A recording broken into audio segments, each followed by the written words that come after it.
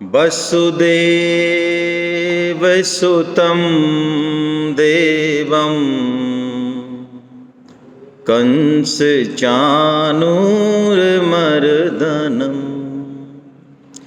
देवकी परमानन्दं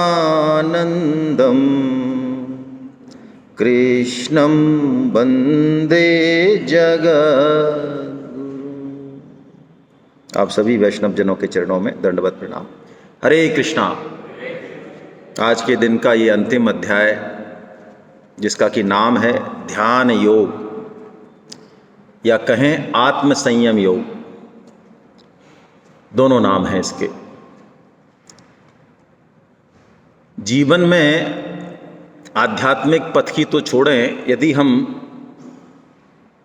लौकिक पथ पे भी सफलता पाना चाहें तो संयम होना बहुत आवश्यक है।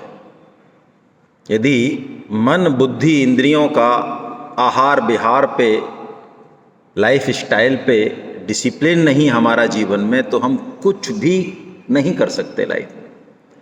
आपको आईआईटी क्रैक करनी है, आपको इलेक्शन जीतना है, आपको मकान बनवाना है, आप कोई भी काम, उसमें जब तक एक डायरेक्शन नहीं है, एक लगन नहीं है, तब तक वो काम पूरा नहीं होगा। मन की जो पोजीशन है वो बहुत जबरदस्त है।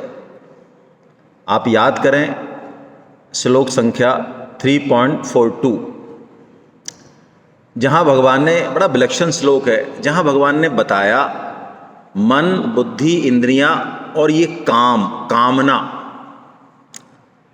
क्या रिलेशन है आपस में, क्या इनके आपस में किस तरह का इनका लेवल है। तो भगवान ने बताया इंद्रियों से जो सूक्ष्म है या पावरफुल है या मालिक है वो मन है। हमने देखा हमारा ध्यान कहीं और है, मान लो मन कहीं और है, तो कोई आपको आवाज़ भी दे आप नहीं सुनते, आपके सामने से निकल जाए आप नहीं देखते। क्यों? कोई भी इंद्रिया तभी काम कर सकती है जब उसके पीछे मन है। तो इंद्रियों का राजा किसको बताया? मन को बताया। लेकिन मन का भी राजा बुद्धि है। बुद्धि ये जानती है कि मन कैसा है, शांत है, चंचल है, विक्षिप्त है। बुद्धि यदि एकदम सटीक निर्णय ले ले, दृढ़ निश्चय कर ले, तो मन की ताकत नहीं है कि कहीं चला जाए। मैं इस बात पे थोड़ा समय देना चाहूँगा। आज के ज़माने में मन को साधने के बारे में लोग ज़्यादा चिंतित हैं, बहुत ज़्यादा। ध्यान करते हैं काफ़ी लोग, अच्छी बात है, करना चाहिए। ध्यान के कैंप भी लगते हैं, बहुत सारे पैसे भी उसमें हम दे के आते हैं और अपने आप को बड़ा अच्छा महसूस करते हैं कि हमने 3 दिन ध्यान का कैंप किया, बहुत अच्छा लग रहा है हमको, हमारी मन बुद्धि और इंद्रियों को। लेकिन मेरा आपसे विनम्र निवेदन है, परम श्रद्धेय स्वामी जी की बातों को थोड़ा सा हम ध्यान दें। परम श्रद्धेय स्वामी जी महाराज जो कह रहे हैं वो बहुत महत्वपूर्ण बात है। वो 20 साल ध्यान में खर्च करने के बाद भी नहीं मिलेगी। क्या कह रहे हैं वो ये कह रहे हैं कि मन के मास्टर ट्रेनर हैं हम। अभी हम जो पैसे दे रहे हैं, समय खर्च कर रहे हैं और मन को ट्रेंड कर रहे हैं और कह रहे हैं बड़ा मन में ध्यान लगाने में, कई पैथियों में बड़ा आनंद मिलता है, शांति मिलती है, सुकून मिलती है। ये सब फर्जी, बड़ा ज़्यादा काम की चीज़ नहीं है ये। आप कहेंगे नहीं, ऐसा तो हम नहीं मानते। हम मन के मास्टर ट्रेनर हैं। मैं एक उदाहरण से आपको साबित कर देता हूं। अभी आप में से ऐसे कौन से लोग हैं, मुझे बताया भीलवाड़ा काफ़ी प्रॉस्पेरियस है, यहाँ के लोग बड़े धार्मिक हैं, और उसका एक कारण ये भी बताया मुझे कि यहाँ पे बहुत ज़्यादा कोई पैसे वैसे की ज़्यादा टेंशन है नहीं, भगवान ने काफ़ी दे रखा है, तो ये तो हेडेक ख़त्म हुई चलो। नहीं तो कई बार हमारे जैसे एरिया में तो लोग पैसे के चक्कर में घूमते रहते हैं, रोटी पानी के चक्कर। चलो यहाँ तो ये तो पीछा छूटा, चाहें तो लग सकते हैं भगवान में। तो इसलिए मैं 2000 रुपये की गड्डी का उदाहरण दे रहा हूँ, 100 रुपये की गड्डी का नहीं दे रहा हूँ। भीलवाड़ा में वैसे मैं 100 रुपये की का देता हूँ। तो ऐसा कोई महानुभाव है जो 2000 रुपये की गड्डी को गिन रहा हो और गिनते गिनते बीच में 20-22 गिनने के बाद के यार मन नहीं लग रहा है भाई साहब, है ना, चाय पी लें क्या यार, फिर 40-45 के बाद जो है फिर कहें यार बोर हो गए यार, बताओ यार। या फिर उधर से पत्नी आवाज़ दे रही है तो एक लोग यार तुमने भुला दिया, चाय पीनी है, कॉफ़ी पीनी है, ऐसा होता है। या फिर हम गिनते हैं 70, 71, 72 और पत्नी आवाज़ दे रही चाय पियोगे, कॉफ़ी 73, 74, 75, 76, 77, 78। कोई और आया भैया, अरे श्याम जी 79, 90, 91, 92, 93, 94, 95, 96, 100। हाँ अब बोल क्या बात है।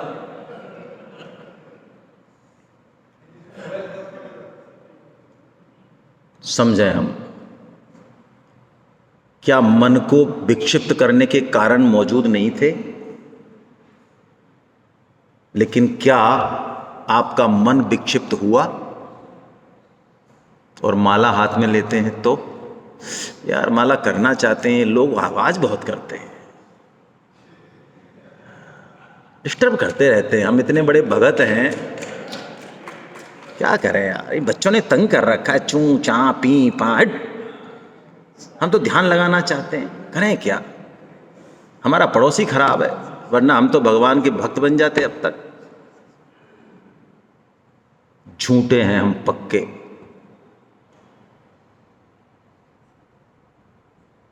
स्वामी जी ने बहुत प्यारा उदाहरण दिया।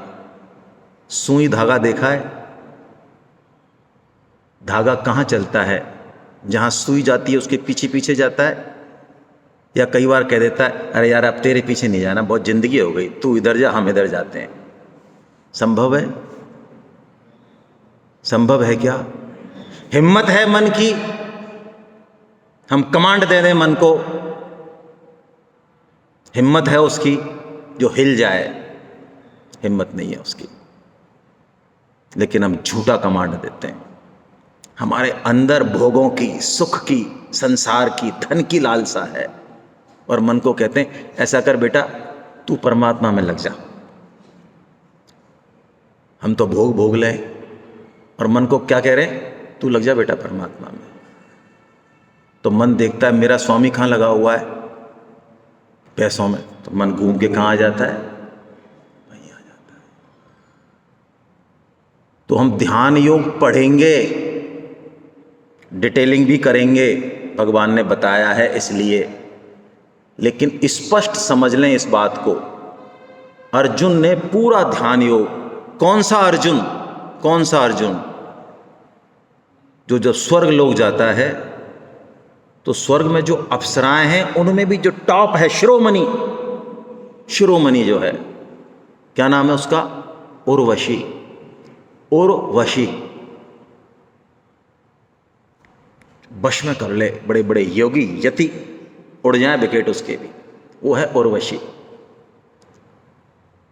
वो अर्धरात्रि को खुला काम निमंत्रण देने आती है अर्जुन को, क्योंकि जब वो डांस कर रही होती है तो अर्जुन उसकी तरफ देख रहे होते हैं। लेकिन हमें लगता है, संतों की दृष्टि कुछ अलग होती है, लेकिन हमने चूंकि चश्मा पहन रखा है काम का, हमें लगता है हाँ ये संत है क्या? जो हम कर रहे हैं वही तो ये कर रहे हैं। तो इंद्र को लगता है यही कि अर्जुन उर्वशी को देख रहे हैं, तो वो उर्वशी को इशारा कर देते हैं, वो पहुंच जाती है। अर्जुन कहते हैं माते क्यों? उन्होंने कहा अरे तुम मेरी तरफ देख रहे थे भाई, मैं आई हूं तुम्हारे साथ, तुम्हें समझ नहीं आता मैं किस लिए आई हूं? अर्जुन कुछ नहीं समझते, फिर खुला काम आमंत्रण देती है। तो वो कहती है माता मैंने तुम्हें इस दृष्टि से नहीं देखा कि माता, अप्सराएं किसी की माता नहीं होती, अप्सराएं भोग्या होती हैं, हमारी एक ही जाति है। उन्होंने कहा नहीं, तुम मेरे पूर्वज की भोग्या रही हो, इसलिए तुम मेरी माता हो, और मैं तुम में मातृभाव ही देखता हूं। फिर भी वो नहीं मानी, तो अर्जुन ने पूछा आखिर तुम ये चाहती क्यों हो मेरे से मिलना? तो उसने पासा मारा कि मैं तुम्हारे जैसा पुत्र चाहती हूं अर्जुन, इसलिए मैं तुम्हारे पास आई। तो अर्जुन ने कहा माता तुम जो चाहती हो इससे तो पता नहीं पुत्र कब हो और कैसा हो, मैं अभी तुम्हारे सामने आपका पुत्र, आपको साष्टांग दंडवत करता हूं। वो अर्जुन, वो अर्जुन इस ध्यान योग को सुनने के बाद भगवान से कहता है, प्रभु आपने बताया तो बहुत अच्छा, लेकिन इस ध्यान योग को मैं बहुत कठिन मानता हूं, मतलब मैं कर नहीं सकता हूं। ओहो, चंचलम ही मन कृष्णा प्रमाथि बलभद्रम तस्याहम निग्रहम मन्ने वायोरिप्सो दुष्करम।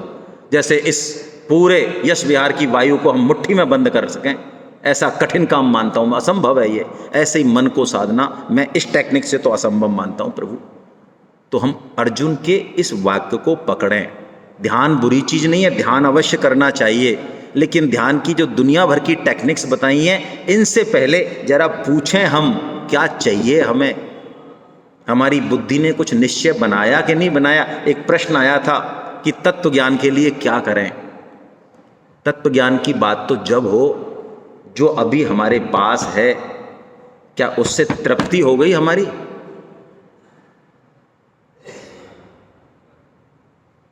संसार दुखालय है, भगवान कहेंगे, ठोक ठोक के कहेंगे। पूछें जरा हृदय से, क्या दुखालय लग रहा है संसार? नहीं, बड़ा आराम है, मौज है, काम सुख है, धन सुख है, मान सुख है, मौज है। तो मौज है तो तत्व ज्ञान का लेके क्या करोगे भैया? मौज ही उड़ाओ। तत्व ज्ञान तो खड़क की धार है। तत्व ज्ञान की बात वो करे जिसमें वैराग्य हो। और वैराग्य कैसा होता है?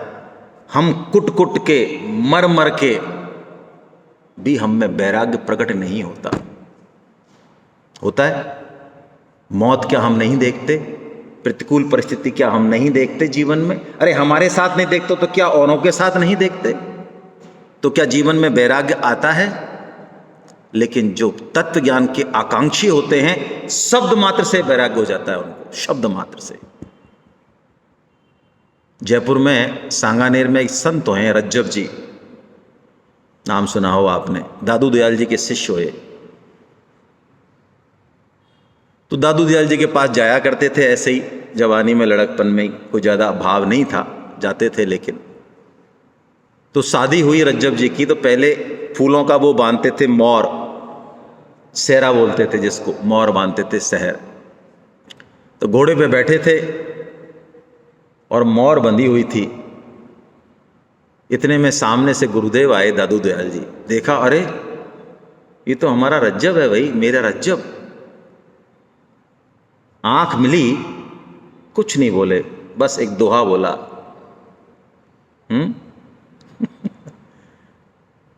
रज्जब ते गज्जब करो और सिर पर बांधी मोर, और आया था हरि भजन को और कीन नरक में ठोर। बस ऐसा कह के और चल दिए। कोई गीता का प्रवचन देने नहीं बैठ गया उसको हमारी तरह। लेकिन रज्जब फिर रज्जब है। गुरु के शब्द गोली की तरह लगे, तत्क्षण उतर गए और संकल्प किया कि गुरु प्रसाद में अब यही ड्रेस रखूंगा। जिंदगी भर मौर रखा, बहुत बड़े संत हुए। तो कहा फिर उनके बारे में कि दादू से सदगुरु मिले और शिष्य रज्जब से जान, और एक ही शब्द सुलझ गए, रही न खींचातान। हम सब कुछ सुनते हुए, सत्संग करते हुए, गीता रामायण पढ़ते हुए इधर जाएं कि इधर जाएं, भोग लें, मान बढ़ाई ले लें, कभी लगे नहीं भजन ही कर लें। ये जो द्वंद्व है, ये द्वंद्व ही मन को भटकाता है। अर्जुन प्रश्न पूछेंगे, हम वहीं लेंगे इसको। अर्जुन पूछेंगे, प्रभु आपने जो टेक्निक बताई, इसको मैं नहीं, मेरे समझ में आती है, मन को वश में करने का क्या उपाय है? तो भगवान उपाय बताते हैं, अभ्यास और वैराग्य। उसी वैराग्य पे हमने अभी बात की। तो आइए हम श्लोक बार लेते हैं, सिलसिलेवार लेते हैं। और मेरे ख्याल से एक प्रश्न था, वो है ना, कि मन कहाँ रहता है क्या वो प्रश्न करता, या विधानसभा और लोकसभा की तरह चले गए प्रश्न पूछ के? हैं? चलिए हैं, देखिए आपने पूछा था क्या? ठीक है, पधारे आप। 3 शरीर होते हैं। ये स्थूल शरीर जो हमें दिख रहा है 5 तत्वों से बना हुआ, मृत्यु पर ये स्थूल शरीर ही छूटता है। इसके अलावा 2 शरीर और होते हैं। एक सूक्ष्म शरीर होता है जो 17 तत्वों से मिलकर बना होता है। 17 तत्वों से, 5 और 5 यानी 10 कर्मेंद्रियां और ज्ञानेंद्रियां, 5 प्राण, मन और बुद्धि, ठीक है, और एक कारण शरीर होता है। 3 शरीर होते हैं। हमारा जब मृत्यु हम जिसे कहते हैं उसमें स्थूल शरीर यहीं रहता है, सूक्ष्म और कारण जाते हैं। तो मन जो है ना ये सूक्ष्म है, तो व्यापकता इसकी कोई पर्टिकुलर अंग में नहीं है, पूरे में है। मन बुद्धि अहम भगवान हम साथ में पॉइंट में चर्चा करेंगे। तो मन जागृत अवस्था में जैसे हम अभी हैं वहाँ रहता है जहाँ हमारी वृत्ति है। अभी मैंने कहा ना सुनना है तो किससे? तो सुनने का काम होगा तो मन कहाँ गया? कान पे आ गया। देखने का काम है तो कहाँ आ गया? यहाँ आ गया। लेकिन स्वप्न में मन आँखों में होता है। आप देखेंगे यदि किसी व्यक्ति को सपना आ रहा होगा तो उसकी आँखें चलेंगी। और वैसे मन का जो स्थान है वो एक हृदय नाड़ी होती है, इड़ा पिंगला सुषुम्ना से अलग, वो उसमें रहता है मन। और आप इसको ऐसे भी समझ लें, आत्मा जो है शुद्ध आत्मा, उस पे आवरण है 5 कोशों का। पढ़ा है आपने? सबसे पहला कौन सा? अन्नमय कोश, सबसे बाद का, मतलब पहला नहीं सबसे बाद का। फिर और सूक्ष्म आए तो प्राणमय कोश, फिर कौन सा? मनोमय कोश, फिर ज्ञान में और फिर विज्ञान में सबसे। तो मन यहाँ रहता है ऐसा मान लें, उतनी व्यापकता है। उससे भी व्यापक बुद्धि और उससे भी व्यापक अहम है फिर हमारा, ठीक है। ऐसा कोई पर्टिकुलर ऐसा स्थान नहीं है कि हाथ में के पैर में, पूरे शरीर में है। आप जब हाथ उठाना चाहेंगे तो मन यहाँ आ गया, है ना, क्योंकि उसको पावर इंद्रियों को मन ही देता है। बाकी सुषुप्ति में और उसमें वो आँख में चला जाता है और फिर हृदय नाड़ी में चला जाता है। और कोई एक प्रश्न और था? बस यही था। चलिए अब हम सिलसिलेवार लेते हैं। 6वें अध्याय में भगवान ने ध्यान योग स्टार्ट करने से पहले कर्म योग को दोबारा से कहा। ये गीता की शैली है, बड़ी प्यारी शैली है गीता की। भगवान 4-5 अध्याय में जिस चीज़ को कहते हैं, ये भगवान श्री कृष्ण हैं, उसी चीज़ को एक श्लोक में कह देते हैं, पूरा कंप्लीट।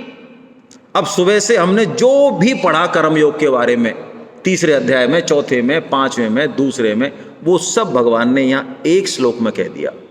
और ऐसा जबरदस्त श्लोक है ये गीता का श्लोक। जब ये प्रकाश में आया हमारे सनातन धर्म में, तो सन्यासी की परिभाषा बदल दी गीता ने।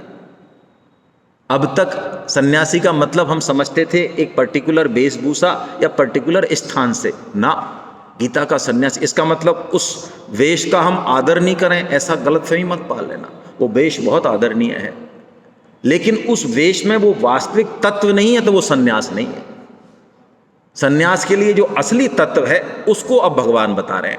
और ये एक ऐसा विलक्षण श्लोक है जहां भगवान जितने भी हमारे मताग्रह हैं धर्म में भी, योगी सन्यासी अलग अलग, भगवान दोनों को एक कर देते हैं बिल्कुल। यहाँ कितना प्यारा श्लोक है, इसको समझते हैं तो दिन भर का जो है पूरा सार आता है।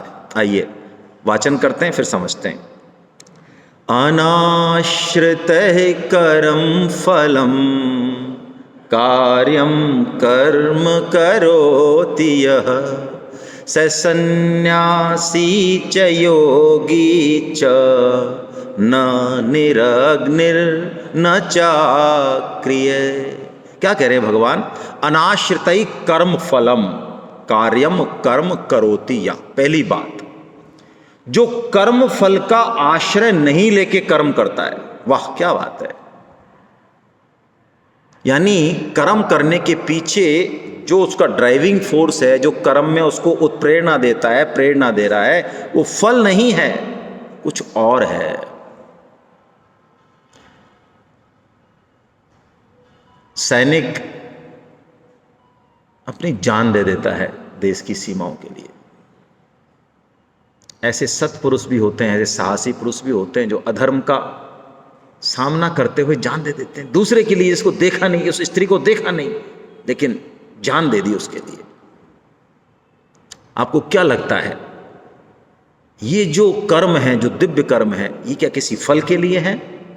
नहीं, उतनी सैलरी हम नहीं दे सकते किसी को। जिसको ये समझ में आ गया कि भगवान के पूजन का ये एक तरीका है क्या, कि मैं अपना कर्तव्य कर्म करूं, बदले में मुझे कुछ नहीं चाहिए, वो उन कर्मों से भगवान का पूजन करता है। वो फल का आश्रय नहीं लेता, लेकिन इट्स माई ड्यूटी, और ड्यूटी तो हमें करनी है, बस वो इस भाव से करता है। ये जब उसका लेवल उठता है, फल को छोड़ के धीरे धीरे लेवल उठता है। समाज में कुछ व्यक्तित्व ऐसे होते हैं देश में, जो अपना जीवन उत्सर्ग करते हैं। अब मान मिले अपमान मिले, अब चिंता नहीं है। शुरू में हम रोटी कपड़ा मकान के लिए काम कर सकते हैं, ठीक है, इट्स ओके, गलत नहीं है, लेकिन पूरी जिंदगी वहीं ना रह जाए। उठें ऊपर, मान बढ़ाई के लिए भी कर सकते हैं। नाम लिखवा दो जरा भाई साहब मेरा। कई लोग कहते हैं अच्छा आप वहाँ गए क्या, ज्वाला जी के मंदिर में? हाँ गए। आपने देखा नहीं फ्रंट में वो पट्टी लिखी हुई थी, उसमें हमारे बाबा साहब का नाम है, हमारे पिताजी का नाम है। तो मैं ज्वाला जी के मंदिर में दर्शन करेंगे, तेरे पिताजी का नाम पढ़े वहाँ पे, और मुक्त कर पिताजी को, आगे की यात्रा करने दे भाई। क्यों पटक रखा है बांध के वहां पे?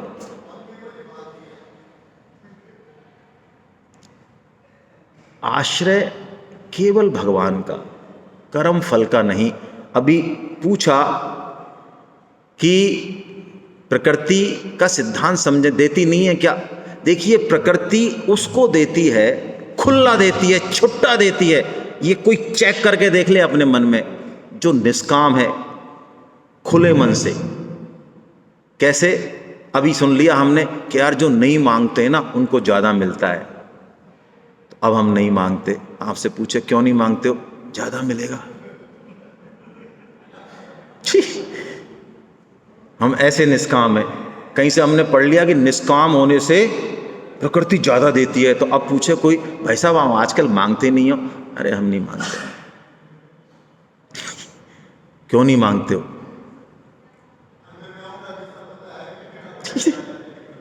अच्छा, मैं आपको एक सिंपल सा एग्जाम्पल देता हूँ।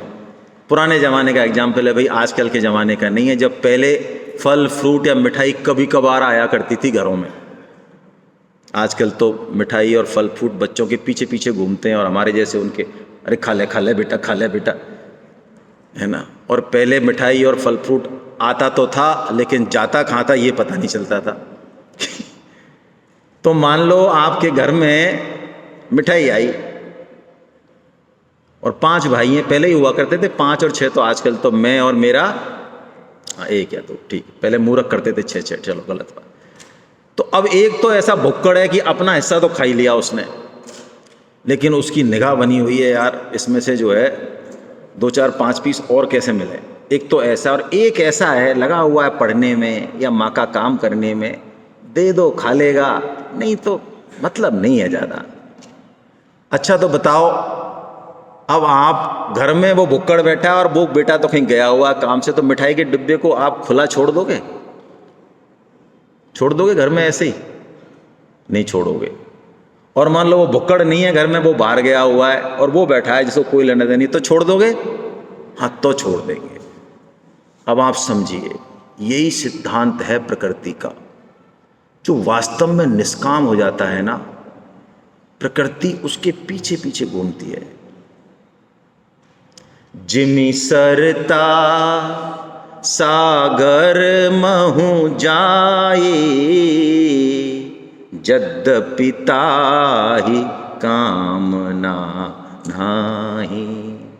तिमि सुख संपत्ति बिनहि बुलाए, धर्मशील पही जाए शोभाए।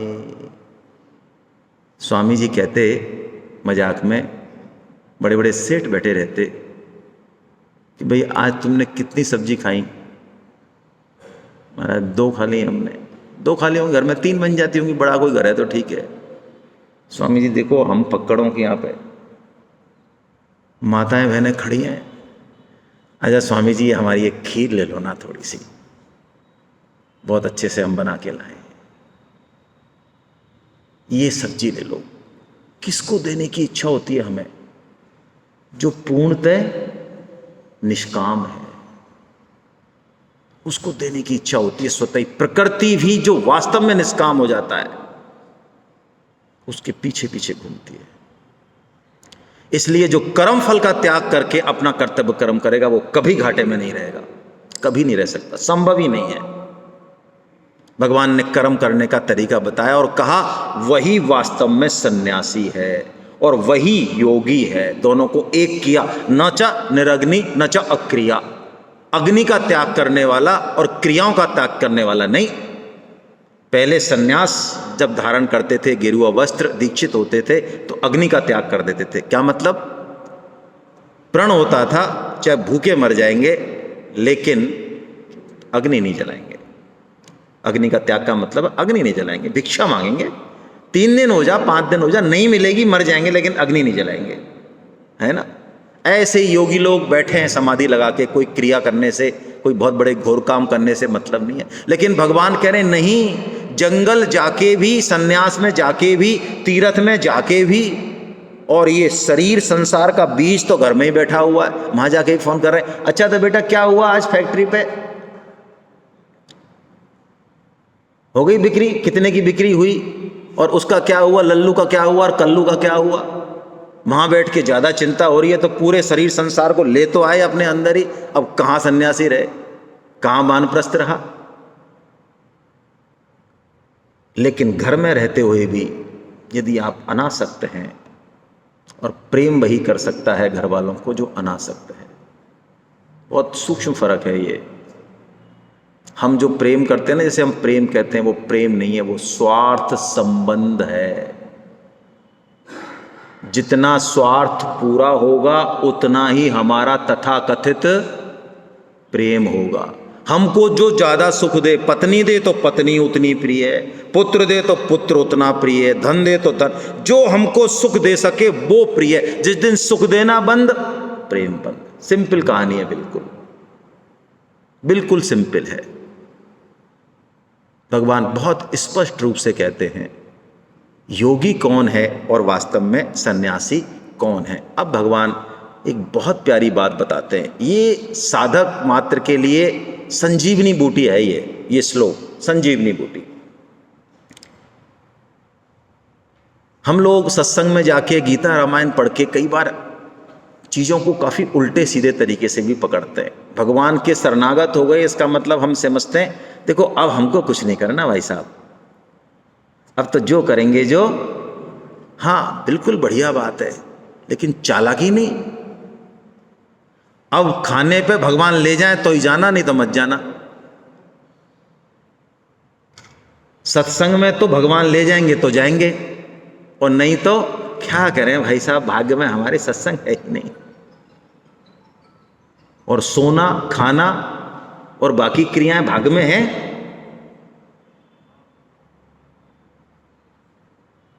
सत्संग में जाना है, कोई अच्छा काम करना है तो भगवान कराएंगे, भगवान पे शरणागति है। और बाकी सुख भोग करना है, कुछ करना है, उसमें डिसीजन हमारा है। ये चालाकी नहीं चलेगी। भगवान बहुत बहुत कठोर शब्द मान लो, सही शब्द मान लो। भगवान कहते हैं तू खुद ही खुद का मित्र है और खुद ही खुद का शत्रु है। मेरे ऊपर मत डाल वजन फालतू का। तेरे को फुल पावर दे दी मैंने, तू यूज करे तो तेरी मर्जी। हाँ तू इच्छा करेगा, मेरी तरफ चलेगा, हाँ तो मैं तैयार हूं, उसमें कोई समस्या नहीं है। लेकिन कदम पहला तेरे को बढ़ाना है। कितनी बढ़िया बात भगवान कह रहे हैं। आइए श्लोक का वाचन करें। उद्धरेदात्मनात्मानं नात्मानमवसादये। 6.5 आत्मैव हि आत्मनो बंधु रात्मैव रिपुरात्मना। अपने द्वारा अपना उद्धार कर, अपना पतन मत कर। तू खुद ही खुद का मित्र है और खुद ही खुद का। अच्छा क्या लगता है माथुर साहब, चतुर्वेदी साहब, महावीर साहब, के अग्रवाल साहब, जो भी हैं, इन्होंने क्या किसी को कसर छोड़ी बुलाने में? लेकिन जिन पे जो आए हैं वो आए हैं, तो उसमें भगवान की कृपा तो है ही, लेकिन खुद का एक संकल्प भी है। एक कदम बढ़ाने की भगवान हमसे इच्छा रखते हैं, क्योंकि हमें स्वतंत्रता दी ना, तो एक कदम बढ़ा के अपनी स्वतंत्रता दिखा दें। चल नहीं सकते, ताकत तो नहीं है हमारी। ये इतना बड़ा हॉल है, एक शिशु है मान लो, शिशु आप देखते होंगे जब चलता है ना, तो ऐसे देख तो लेता है, घुटनों चल रहा है मान लो, देख लेता है, फिर वो मुंडी नीचे करके चलता है। चलना इधर होता है, पहुंच किधर जाता है, वहां पहुंच जाता है। तो अब वो वहां पहुंच जाए, वहां मां खड़ी है, उसके लिए संभव नहीं है। लेकिन वो क्या करे, बस आवाज लगा दे मां को, थोड़ा सा पुकार ले कि मैं तेरे पास आना चाहता हूं, बस मां दौड़ के आएगी, 4 कदम में ले लेगी गोद में। दरिया दूसन दास में नहीं राम में दोष, जन चाले एक पावड़ो हरि चाले 100 कोस। एक कदम बढ़ाएं तो सही हम, भगवान 100 कोस, कदम नहीं कोस चलने को तैयार है। भगवान श्री राम जब लंका विजय कर रहे हैं तो समुद्र पे सेतु बनाना है, तो नल और नील सेतु बना रहे हैं। तो जब सेतु तैयार हो गया तो जामवंत जी बुलाने आए भगवान को कि महाराज देखो जरा, सेतु बन तो गया है, लेकिन क्या भाई, क्या परेशानी है? कि महाराज सेतु तो कितना सा है 4 कोस का सेतु है, करोड़ों खरबों अरबों पद्म शंख इतनी सेना है हमारी, 6 महीना में पार नहीं हो इसमें से। भगवान ने कहा अच्छा चला आप देखते हैं, देखो कैसा सेतु बनाया है तुमने। तो भगवान सेतु के किनारे पे खड़े हैं और उनकी जो मधुर मनोहर छवि है उसको देखने समुद्र की जितने भी जीव हैं, वेल मछलियां हैं, बड़े बड़े मगर, सागर पट गया, किलोमीटरों तक सागर में पानी की एक बूंद नहीं दिख रही है, और पत्थर मार दो तो भी वो डिगने को तैयार नहीं है, प्रभु के रूप में मस्त है। खड़े होने मात्र से इतना किलोमीटरों लंबा सेतु बन गया। तो जामवंत जी ने कहा महाराज जब 1 सेकंड में आप इतना बड़ा सेतु बना सकते हो तो हमको क्यों फुकट में 7 दिन से लगा रखा है आपने अरे हमको क्यों यहाँ 7 दिन से कबड्डी खिला रहे हो वैसी फोकट में बैठे बैठे। भगवान श्री राम ने कहा जामवंत, यदि तुम पुरुषार्थ रूपी सेतु नहीं बनाते तो मैं अपनी कृपा रूपी सेतु कहां बनाता। उद्धरे दात्मनात्मानम नात्मानम अवसादयेत। ये मनुष्य जन्म मिल गया, ऐसा घर, माँ बाप मिल गए, संगी साथी मिल गए, पद प्रतिष्ठा सब मिल गया, अरे विवेक मिल गया, जगाने के लिए साधन मिल गया, गीता मिल गई, और क्या चाहिए हमें। अब किसी को दोष ना दें। हमें यदि कहीं बुलावा मिले, आजकल तो वो वाला खाना है, कौन सा, वो बफे सिस्टम है, पहले पत्तलों में आज भी खिलाते हैं, तो मान लो पत्तल आ जाए, गिलास आ जाए और 2-4-5 मिनट लग जाए, मान लो लड्डू और पुड़ी और वो मिठाई विठाई नहीं आए, तो आपके मन में क्या रहता है भाई कि पता नहीं यार आएंगे कि नहीं आएंगे, ऐसा रहता है, या विश्वास रहता है कि नहीं आएंगे भाई, क्या रहता है? अरे विश्वास रहता है, जब बुलाया है और आए और पत्तल आ गई तो खाना भी आएगा। तो एक चीज बताओ, जब मनुष्य जन्म मिल गया, गीता मिल गई और गीता सुनने में रुचि हो गई, आपको क्या लगता है ये कोई बहुत छोटी घटना है? ना, ये कालांतर में आप महसूस करेंगे ये जीवन की बहुत बड़ी घटना है। मैं ऐसे कुछ चढ़ाने के लिए नहीं कह रहा हूं, मुझे ऐसे बोलने की आदत नहीं है। ये भगवत गीता के 2 शब्द भी आपके जीवन में क्या करने वाले हैं ये आप कालांतर में देखेंगे। क्यों? क्योंकि ये सत है, सत दिव्यवाणी है, ये नष्ट नहीं होती कभी भी।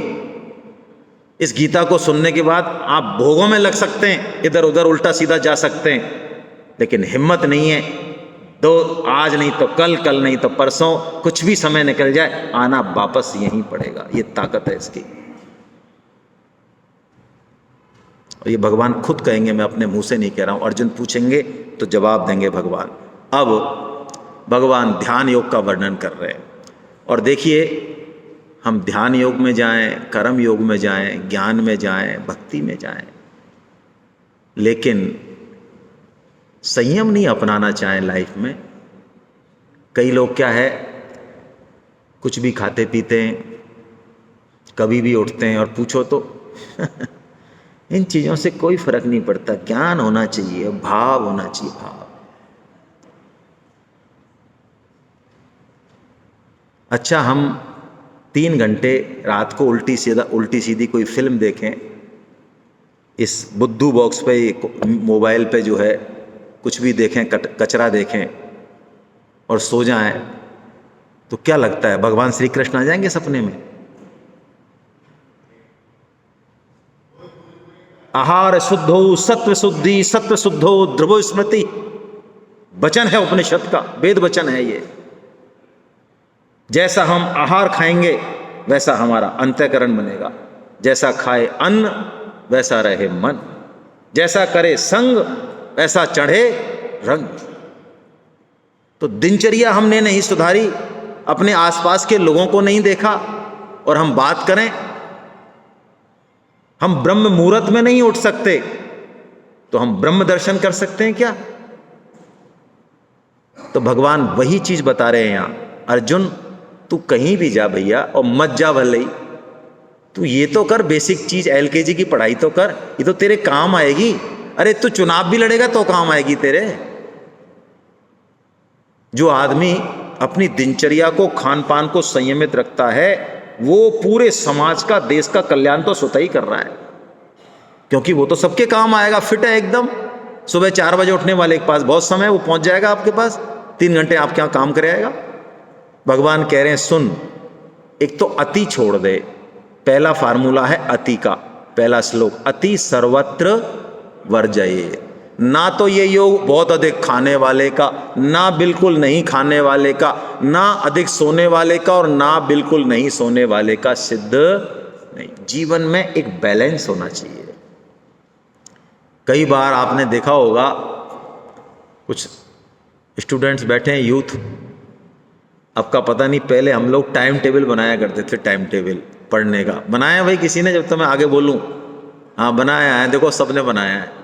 तो जब बनाते थे ना,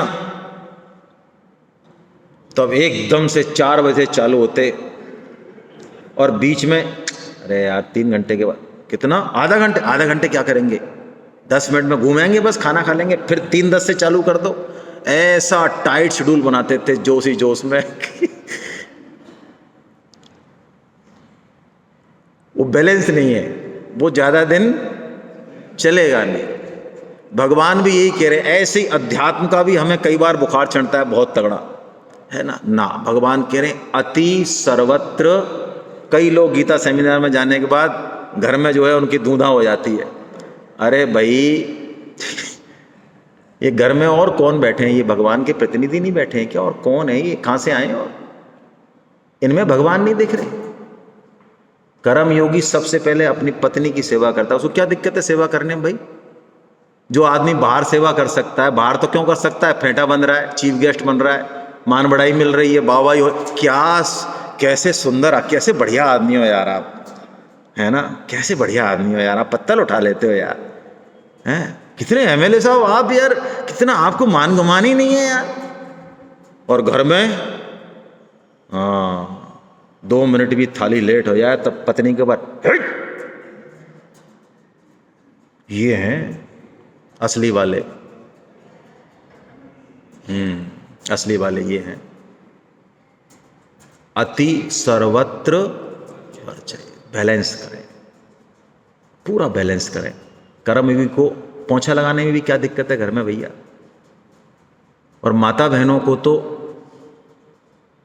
घर के हर काम में भगवान का पूजन ही हो रहा है। और क्या हो रहा है? कपट भक्ति नहीं करें माता बहनें भी। अध्यात्म में जाने का मतलब ये नहीं है कि जब आपकी सबसे ज्यादा जरूरत है घर में तब आप माला लेके बैठ जाएं। अब पति कुएं में जा और देवर जा और सास जा, भाई हम तो भगवान के भक्त है, देखो हम 3 घंटे के बिना हम उठेंगे नहीं। तो इस 3 घंटे को व्हाट्सएप में से निकालो महाराज, सोने में से निकालो, गप गोष्ठी में से निकालो, ये कपट भक्ति नहीं, बैलेंस। और इसके लिए भगवान कह रहे हैं यथा योग आहार और विहार।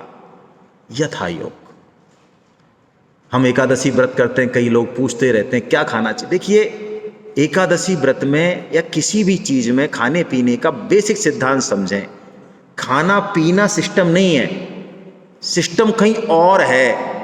उतना खा लें, उतना पी लें जिससे जो हमारा असली टारगेट है वो हिट हो जाए।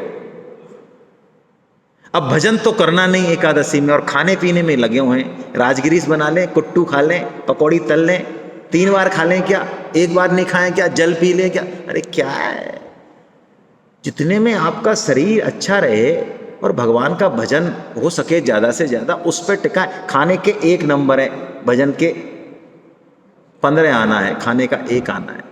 यथा योग आहार और विहार। विहार का मतलब है हमारी पूरी दिनचर्या, ये आंखों से कानों से जो हम ले रहे हैं ना इनटेक, ये सब आता है आहार में भी। आहार का मतलब यही नहीं है क्या ले रहे हैं हम पूरा दिन भर में, वही हैं हम। यथा योग चेष्टा, लगे हुए हैं अंधाधुंध कामों में, जिस काम में कोई ज़्यादा जरूरत ही नहीं है। समझें जरा मनुष्य जीवन का मूल्य, फालतू के कामों में नहीं लगाएं। कई बार मितव्यता इतनी हावी हो जाती है, अच्छी बात है, फालतू खर्चा नहीं करना चाहिए, गलत है। लेकिन अब आप जो है 50 रुपये बचाने के चक्कर में 4 घंटे आपने सब्जी मंडी में बता दिए। सुबह वहाँ चले गए जहाँ पे ट्रक उतरते हैं। ठीक है, आपकी स्थिति ऐसी है तो चले जाओ, अरे नहीं तो क्या है, ठीक है ना। 50 थोड़ा बैलेंस करें। यथा योग चेष्टा, किस काम को कितना समय देना है ये साधक बहुत अच्छे से डिसाइड करना चाहिए उसको लाइफ में, है ना। असली काम हो रहा है कि नहीं हो रहा है, ऐसा भगवान ने कहा। और फिर भगवान ने कहा अर्जुन सुन, ये मन तो भागेगा, तू चिंता मत कर। क्या कर, मन जहां जाए तू इसको पकड़ के ला वापस। देखिए, ध्यान योग में जो मुख्य बात है, हम मन के साक्षी बने। क्या मतलब, मन के गुलाम नहीं है हम, राजा हैं मन के। तो उसको जरा देखें, तू जा बेटा, कहाँ जाता है, चल दिल्ली जा रहा है, चल दिल्ली चल। पहले के कोई भोग भोगे, चल तू वहां चल, चल चल चल, कलकत्ता जा, तेरी इच्छा हो जहां घूम तू चल। बस उसको वॉच करते रहे, खत्म हो जाएगा मन। खुद नहीं बह जाए, बस इतना सा होश रखें। मन जब भोग भोग रहा हो तब खुद बह नहीं जाए, थोड़ा सा जागृति, थोड़ी सी साक्षी भाव रखें। भगवान इन 2 श्लोकों में यही कह रहे हैं, मन भागेगा अर्जुन, तू ज्यादा परवाह मत कर, जहां भागे तू ले आ, उसको खींच के ले आ। अब अर्जुन ने पूरा ध्यान योग सुन लिया, और अब भगवान को एक प्रश्न करते हैं जो अपन कर चुके हैं कि प्रभु मैं तो इस मन को वश में करना अत्यंत कठिन मानता हूं। तो भगवान ने एक ही श्लोक में उत्तर दिया और मन को वश में करने के 2 उपाय बताए। देखिए कैसा श्लोक है, कैसा उत्तर है, बहुत अच्छा श्लोक है। क्या उत्तर दे रहे हैं भगवान अर्जुन के प्रश्न का। असंशयम महाबाहो मनो दुर्निग्रहम चलम अभ्यासेन तु कौन्तेय वैराग्येन च गृह्य। भगवान की वाणी इतनी दिव्य है, इतनी सूक्ष्म है कि हम संतों की कृपा से कुछ बातें आ जाती हैं। देखिए, इस प्रश्न का उत्तर तो भगवान दे रहे हैं, लेकिन हम उत्तर भी नहीं पढ़ना चाहें ना, तो अर्जुन को जो संबोधन दिए भगवान ने उसमें संपूर्ण उत्तर छुपा है। श्लोक पढ़ने की जरूरत नहीं है, इतना गजब की है गीता। सिर्फ संबोधनों पे विचार कर लें। कौन से संबोधन दिए, पहले तो कहा महाबाहो, और दूसरे में नीचे क्या कहा, कौन्तेय। महाबाहो, अरे अर्जुन क्या निराश हो रहा है। महाबाहो, मन को एक दिन में वश में आएगा, ऐसे हिम्मत मार, हाथ खड़ा हो। महाबाहो, तू कर सकता है, तू कर सकता है। और नीचे याद दिला रहे, कौन्तेय, तू कुंती का पुत्र है अर्जुन। वो कुंती जिसने जिंदगी भर कभी सुख नहीं देखा, लेकिन मजाल है जो कभी एक इधर से उधर गई हो। पूरी जिंदगी सेवा और त्याग का उदाहरण है कुंती। और कुंती इतनी बड़ी भक्त हैं भगवान की, उन्होंने जो भगवान से वरदान मांगा है, ऐसा वरदान पूरे सनातन धर्म में कहीं मिलता नहीं, कहीं नहीं मिलता।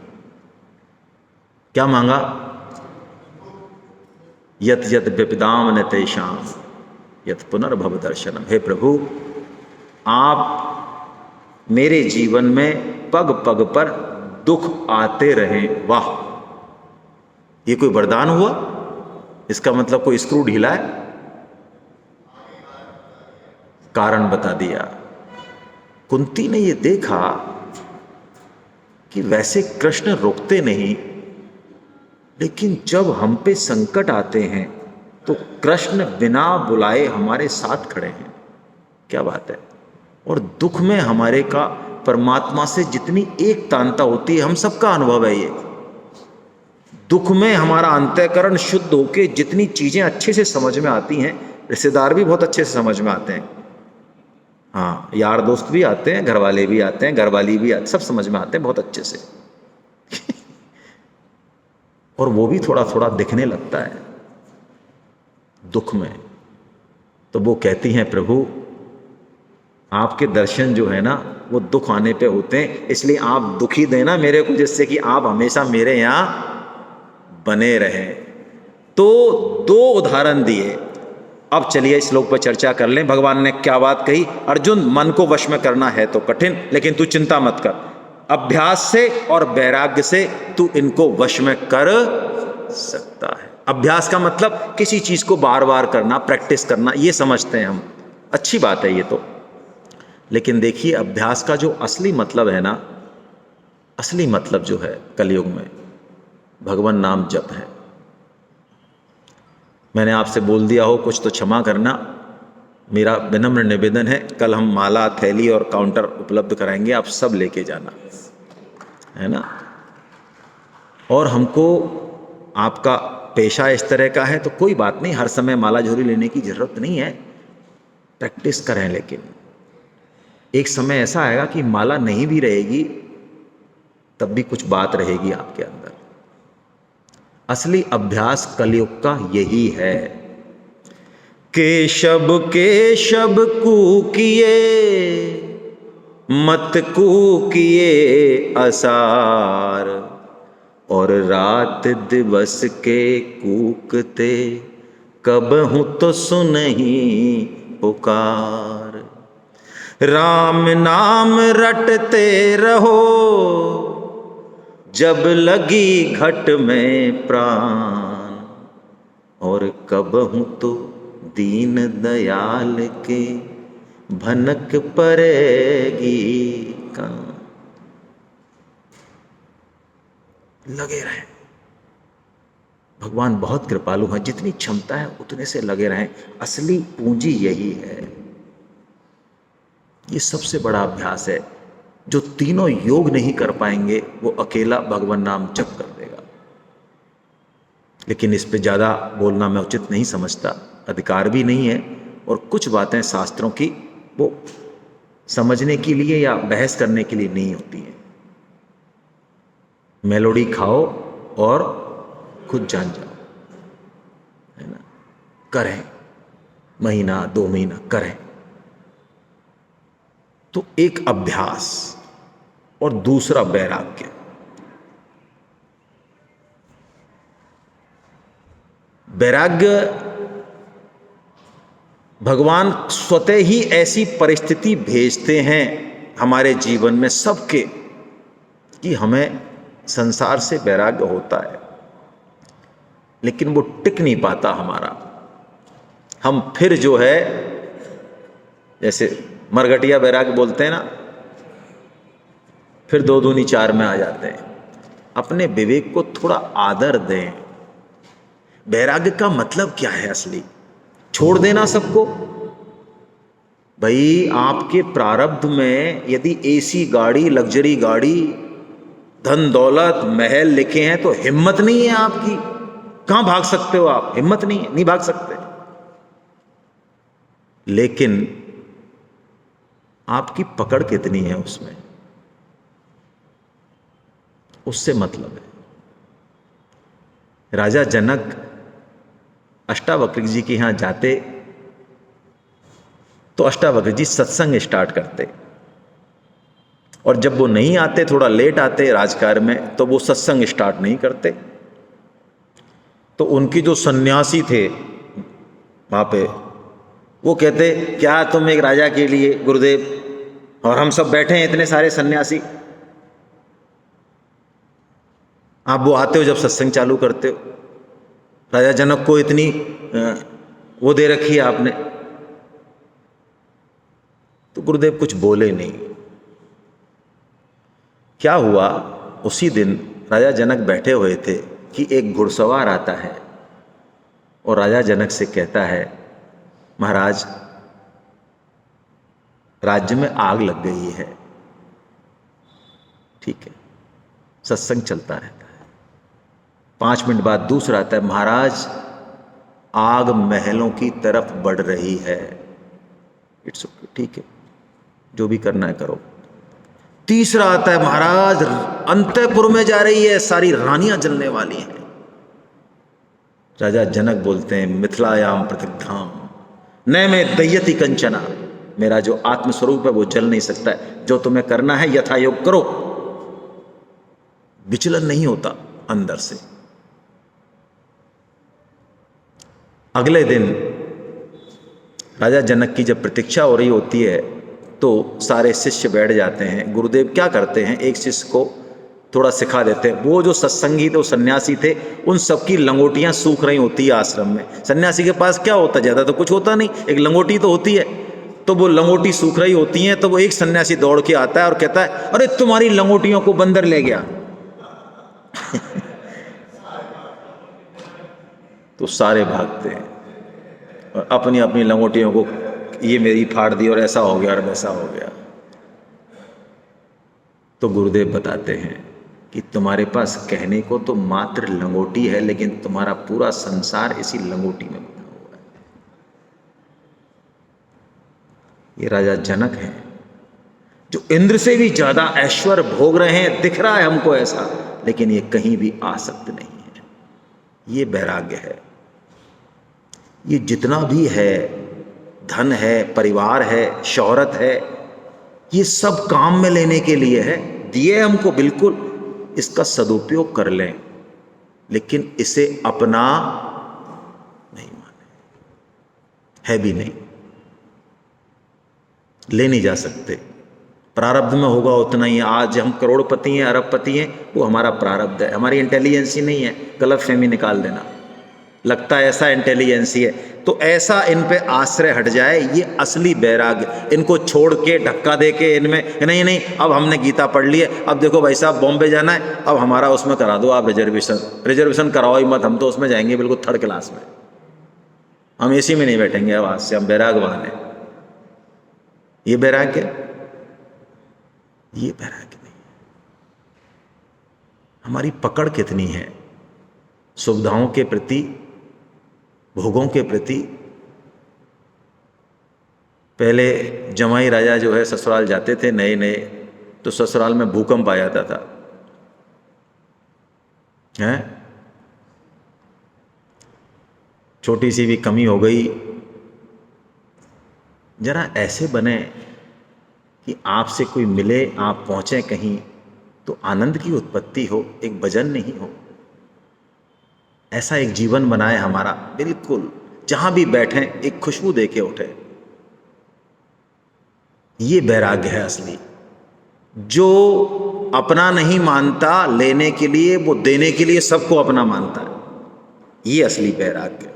और अब भगवान बता रहे हैं, अर्जुन तू चिंता मत कर, तूने इस मार्ग पे जो कदम बढ़ाया है ना, तू कह रहा है मैं फेल हो जाऊंगा, ऐसा नहीं होगा, तू क्यों चिंता करता है? एक कदम भी तेरा पतन नहीं होने देगा, तू नष्ट नहीं हो सकता। ऐसी बात भगवान ने बोली है।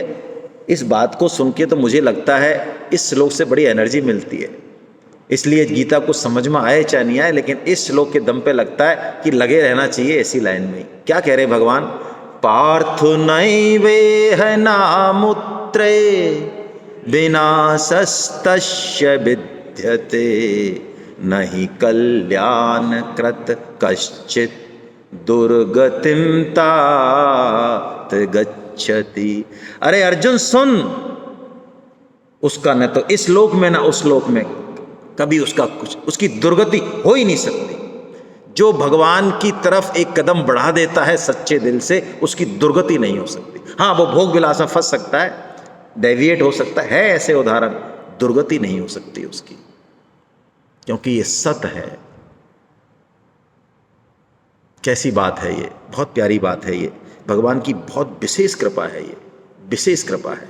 और भगवान की कृपा का अनुभव हम लोग कर लें, बस यही तीनों योग है। सोते जागते उठते बैठते हर समय भगवान की कृपा का अनुभव रहे। बहुत कृपा है।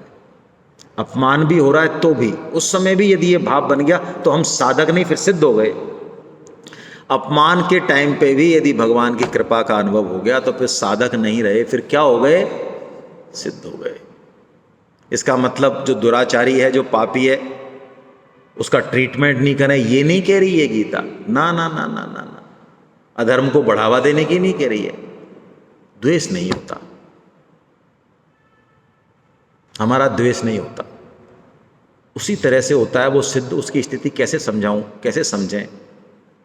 हमारे हाथ, हमारे शरीर में मान लो एक हाथ है और वो एक्सीडेंट में ऐसा हो गया कि अब ये जिंदगी भर ऐसे ही रहेगा, कोई काम नहीं आना, ये लटकन पप्पू है और दवाई और खा रहा है 10,000 रुपये महीने की। क्या करें? डॉक्टर ने बता दी खानी पड़ेंगी। तो अब इसको हम गाली देते हैं क्या सुबह शाम? हेलो, अरे यार तू इतना तेने परेशान कर रखा है, तेरी मालिश करो, 10,000 रुपये खर्च करो, हट। ऐसा करते हैं? नहीं बड़ी, क्यों भाई?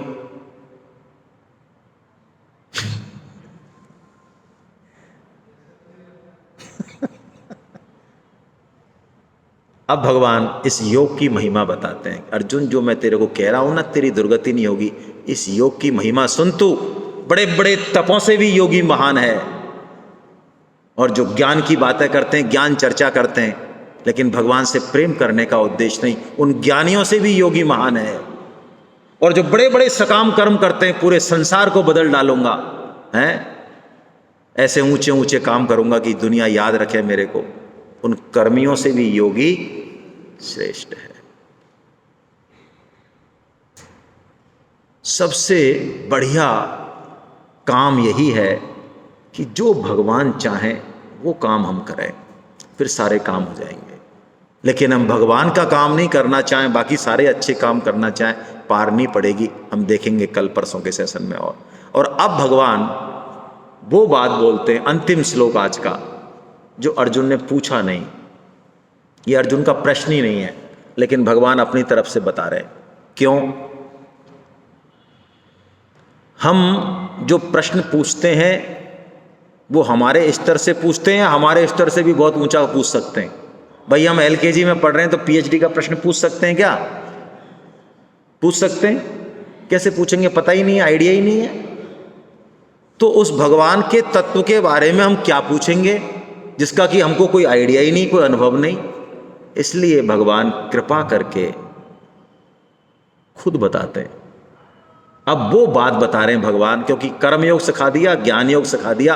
अब भगवान कल से भक्ति योग में प्रवेश दिलाएंगे। और भक्ति भगवान का हृदय है, और हृदय की बात हर एक से नहीं कही जाती। कोई सुनने वाला हो, कोई प्रेमी हो, तब कही जाती है, तभी निकलती है। भगवान अब अर्जुन को भक्ति योग का उपदेश देंगे, और उसका बीजारोपण भगवान ने यहाँ कर दिया। क्या कहा भगवान ने? योगिनामपि सर्वेषां मद्गतेनान्तरात्मना श्रद्धावान् भजते यो मां समे युक्ततमो मता। योगी इन सबसे श्रेष्ठ है अर्जुन, ज्ञानी से, तपस्वी से और कर्मी से। लेकिन जो भक्ति योगी है, जिसने अपने मन प्राण मुझ में लगा रखे हैं, वो मेरा भक्ति योगी तो सारे योगियों में भी सर्वश्रेष्ठ है। ऐसा कह के भगवान पटाक्षेप करते हैं इस 6वें अध्याय का। और कल 7वें अध्याय में भगवान इसी भक्ति योग को आगे बढ़ाएंगे। हरे कृष्णा। हरे कृष्णा। हे नाथ, हे मेरे नाथ, मैं आपकी शरण में हूँ, आप कृपा करो, मैं आपको भूलूं नहीं। नारायण नारायण नारायण नारायण नारायण। आपके मन में कोई शंका हो, टिप्पणी हो तो आप कर सकते हैं। कल हम लोग, हाँ बिल्कुल पूछें सर, उनको दे दें जरा माइक, पीछे पीछे सर है। कल माथुर साहब हम 9:30 बजे, 9 बजे, हाँ कल आपसे मेरा निवेदन रहेगा, आज थोड़ा सा लेट हो गया था, हो जाता है पहले दिन, लेकिन कल लेट नहीं होगा, है ना। जो लोग लेट आएंगे वो मिस करेंगे भाई, है ना। हम 9 बजे शुरू कर देंगे, हाँ 8:30 बजे पधार जाए आप। जी सर।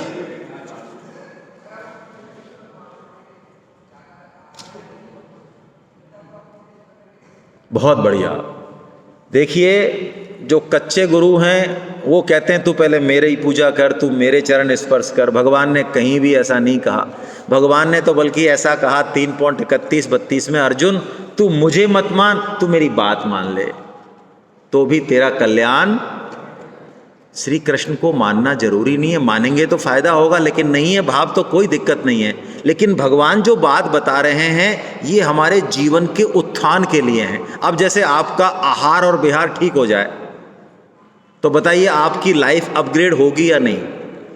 आप ये सोचें कि मैं हूं कौन यार, मेरा नाम है ठीक है, मैं पुत्र हूं ठीक है, मेरी लाइफ का टारगेट क्या है। यदि ये बातें गीता की सुन के आप सुन लें तो आप देखिए, चाहे पढ़ाई में सर्वश्रेष्ठ हो जाएं, बिजनेस में हो जाएं, नौकरी में हो जाएं, आप डेविएट नहीं हो सकते। गीता यूथ के लिए, बच्चों के लिए तो सबसे ज़्यादा लाभकारी है। किस्मत से IIT बॉम्बे में हमें सेमिनार करने का मौका मिला, तब से मुझे थोड़ा मेरा माइंड चेंज हुआ। मेरे को यूथ के बारे में थोड़ी गलत फहमी थी कि ये कुछ नहीं चाहते, ये मटरगश्ती करते रहते हैं और ये फालतू। लेकिन IIT में जब हम रहे, वहाँ के बंदों ने जिस तरह का रेस्पॉन्स दिया, जिस तरह के प्रश्न पूछे, मुझे लगा ये हमारी कमी है कि हम अपने धर्म ग्रंथों को इनके पास नहीं ले जा सकते। ये तो जानना चाहते हैं। वो कहते हैं हम मंदिर नहीं जाना चाहते, हम कोई घंटी नहीं बजाना चाहते, अगरबत्ती नहीं जलाना चाहते।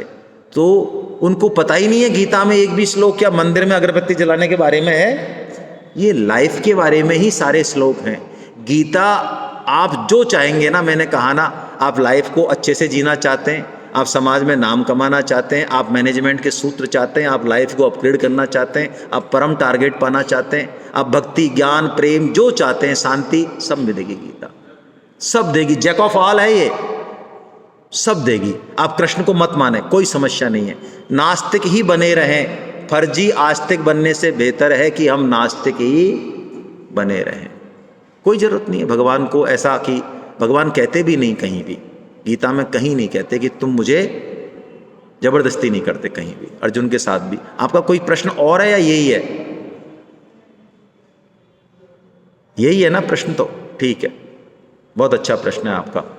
आप पढ़ते रहें गीता, आपके काम आएगी। हम लोगों ने क्या किया, बच्चों को गीता पढ़ाना चाहते हैं लेकिन खुद नहीं पढ़ना चाहते घर में। और बच्चे क्या होते हैं, हमारा एक्सरे करते हैं बड़ों का। यदि आप घर में गीता रामायण पढ़ेंगे तो डेफिनेटली आप बच्चों को एक दिन मत कहो, खबरदार जो कहो तो बिल्कुल चुप लगा जाओ, कभी मत कहना गीता रामायण पढ़ने की, वो खुद पढ़ने लगेंगे अपने आप। हमने सब छोड़ दिया, इसीलिए तो वो पौध खराब हो रही है हमारी, है ना। करें गोविंद जय जय